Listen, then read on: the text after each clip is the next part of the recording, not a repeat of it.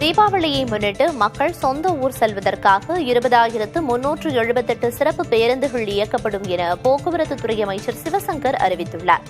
தீபாவளி பண்டிகை வரும் 20ஆம் தேதி கொண்டாடப்படுகிறது. இதையொட்டி வரும் 16ஆம் தேதி முதல் சிறப்பு பேருந்துகள் இயக்கப்படும் என அமைச்சர் சிவசங்கர் தெரிவித்துள்ளார். சென்னையிலிருந்து 14,268 பேருந்துகளும் பிற ஊர்களிலிருந்து 6,110 சிறப்பு பேருந்துகளும் இயக்கப்படும் என தெரிவித்த அமைச்சர், தீபாவளி விடுமுறை முடிந்து சொந்த ஊர் திரும்ப ஏதுவாக அக்டோபர் 21 முதல் 23ஆம் தேதி வரை 15,129 சிறப்பு பேருந்துகள் இயக்கப்பட உள்ளதாகவும் கூறினார். தீபாவளிக்கு இன்னும் 14 நாட்கள் இருக்கின்ற நிலையிலேயே 2 லட்சம் பேர் முன்பதிவு செய்திருக்கின்ற நிலையில் இன்னும் கூடுதலாக முன்பதிவு செய்யக்கூடிய வாய்ப்பு இருப்பதாக எண்ணப்படுகிறது.